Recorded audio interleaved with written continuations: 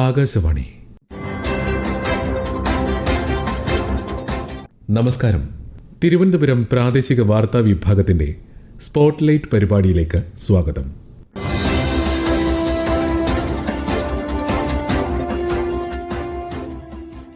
രാജ്യത്തെ ഞെട്ടിച്ച പഹൽഗാം ഭീകരാക്രമണത്തിന് പിന്നാലെ പാകിസ്ഥാനിലെ ഭീകരകേന്ദ്രങ്ങളെ ലക്ഷ്യമാക്കി ഇന്ത്യ നടത്തിയ ഓപ്പറേഷൻ സിന്ദൂർ ഭീകരതയ്ക്കെതിരായ കടുത്ത നിലപാടിന്റെ സാക്ഷ്യപ്പെടുത്തൽ കൂടിയായിരുന്നു.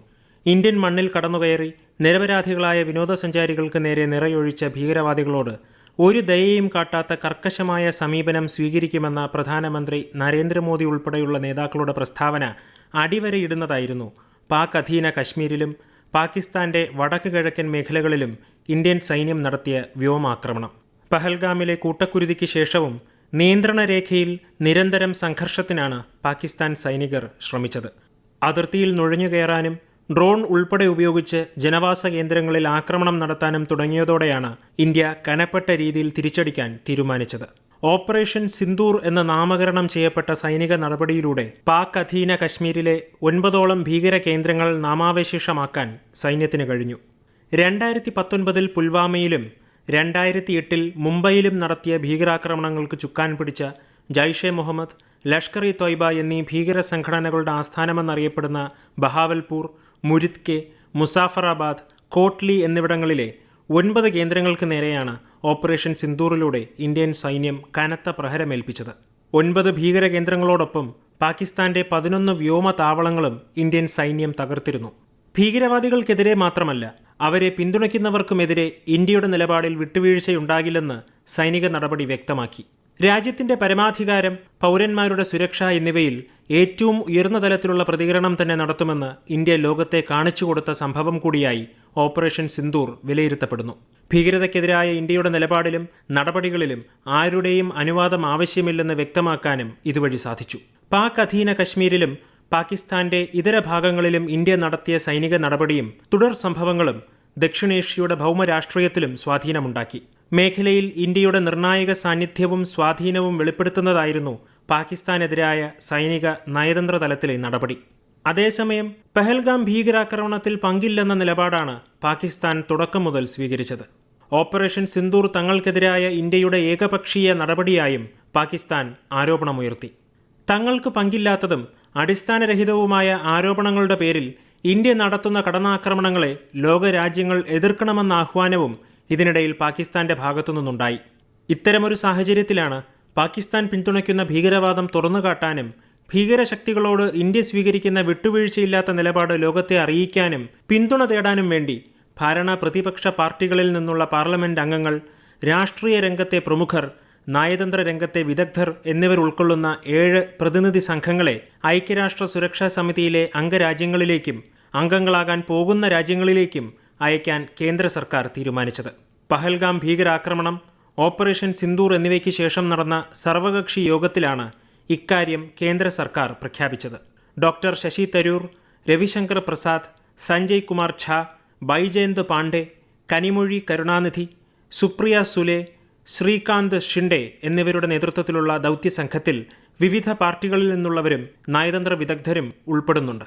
എല്ലാ രൂപത്തിലും രീതിയിലുമുള്ള ഭീകരതയെ ചെറുക്കുന്ന ഇന്ത്യയുടെ നിലപാടും ഇക്കാര്യത്തിലുള്ള ദേശീയ സമന്വയവും ലോകത്തിനു മുന്നിൽ വിശദമാക്കുക എന്ന ലക്ഷ്യത്തോടെയാണ് ഭരണ പ്രതിപക്ഷ പാർട്ടികളുടെ പങ്കാളിത്തത്തോടെ ദൗത്യസംഘത്തിന് രൂപം നൽകിയത്.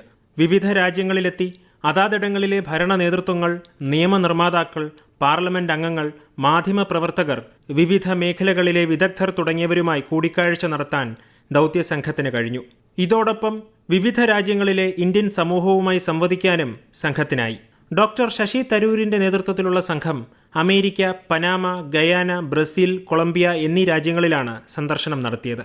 കനിമൊഴി കരുണാനിധിയുടെ നേതൃത്വത്തിലുള്ള സംഘം Spain, Greece, Slovenia, Latvia, Russia തുടങ്ങിയ രാജ്യങ്ങളിലും, സുപ്രിയ സുലെ നയിച്ച ദൗത്യസംഘം ഈജിപ്ത്, ഖത്തർ, എത്യോപ്യ, ദക്ഷിണാഫ്രിക്ക എന്നീ രാജ്യങ്ങളിലും സന്ദർശനം നടത്തി.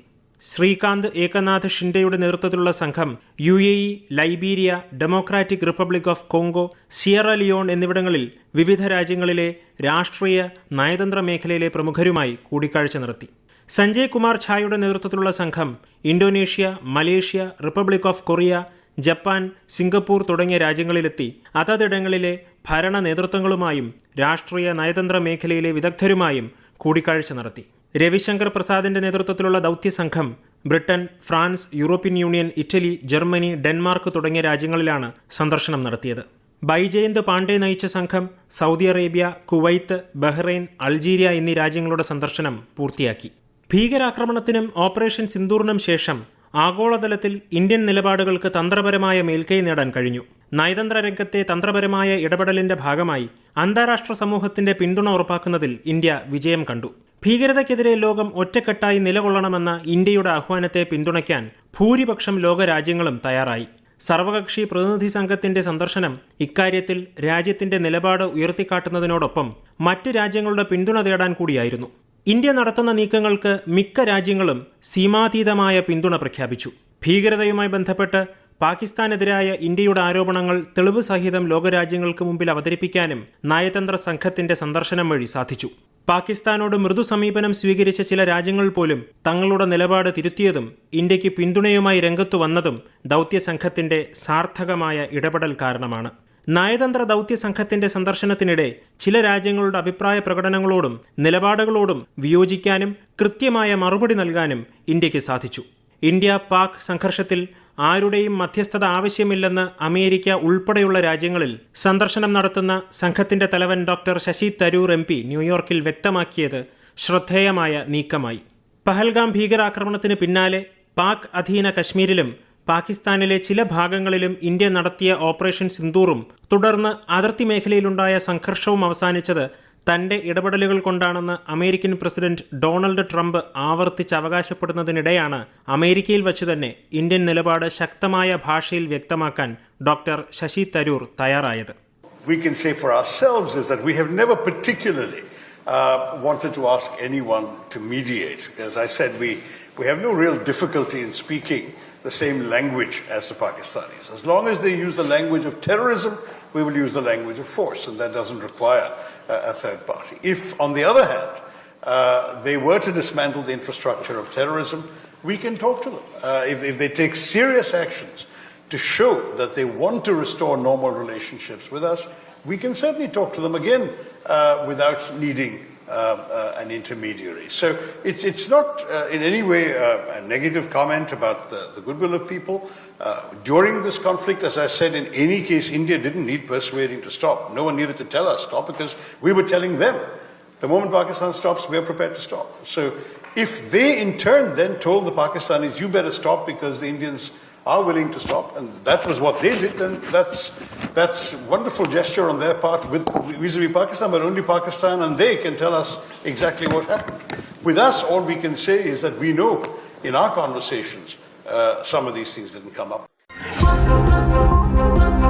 US നാഷണൽ പ്രസ് ക്ലബിൽ വച്ച് മാധ്യമപ്രവർത്തകരോട് സംസാരിക്കുന്നതിനിടെയാണ് അമേരിക്കൻ പ്രസിഡന്റിന്റെ നിലപാടിനെ തള്ളി തരൂർ രംഗത്ത് വന്നത്. ഡോക്ടർ ശശി തരൂരിന്റെ നേതൃത്വത്തിലുള്ള 7-അംഗ ദൗത്യസംഘം അമേരിക്കയിൽ വിവിധ തലങ്ങളിൽ ചർച്ചകൾ നടത്തി. 3 ദിവസത്തെ സന്ദർശനത്തിനായി വാഷിംഗ്ടണിലെത്തിയ ദൗത്യസംഘം US vice president JD Vance, deputy secretary Christopher Landau എന്നിവരുമായി കൂടിക്കാഴ്ച നടത്തി. കൂടിക്കാഴ്ചയ്ക്ക് പിന്നാലെ ഭീകരതയ്ക്കെതിരായ ഇന്ത്യൻ നിലപാടിന് പൂർണ്ണ പിന്തുണ നൽകുന്നതായി ഡെപ്യൂട്ടി സെക്രട്ടറി ക്രിസ്റ്റഫർ ലാൻഡോ പറഞ്ഞത് ഇന്ത്യയ്ക്കുള്ള അംഗീകാരം കൂടിയാണ്. അമേരിക്കൻ കോൺഗ്രസിലെ ചില മുതിർന്ന അംഗങ്ങളുമായും തരൂരിന്റെ നേതൃത്വത്തിലുള്ള സംഘം കൂടിക്കാഴ്ച നടത്തിയിരുന്നു.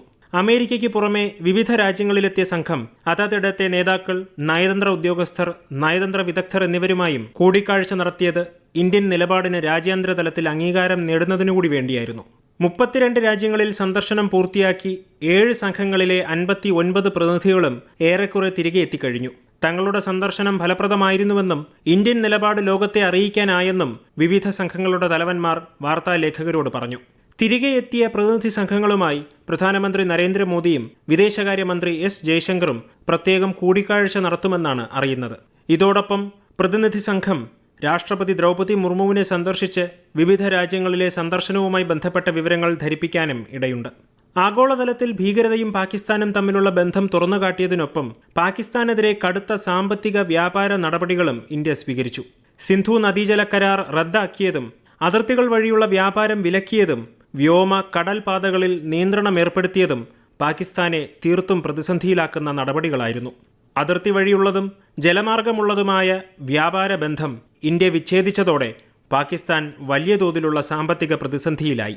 നിലവിൽ വളർച്ചാ മുരടിപ്പ്, മൊത്ത ആഭ്യന്തര ഉൽപ്പാദനത്തിലെ തുടർച്ചയായ ഇടിവ്, കയറ്റുമതിയിലെ പ്രതിസന്ധികൾ, കടബാധ്യത എന്നിവ മൂലം അതീവ ഗുരുതരമായ സാമ്പത്തിക പ്രതിസന്ധിയെ നേരിടുന്ന ഘട്ടത്തിൽ ഇന്ത്യ ഏർപ്പെടുത്തിയ കടുത്ത നടപടികൾ കൂടിയായതോടെ പാകിസ്ഥാൻ അക്ഷരാർത്ഥത്തിൽ ശ്വാസം മുട്ടുന്ന അവസ്ഥയിലായി.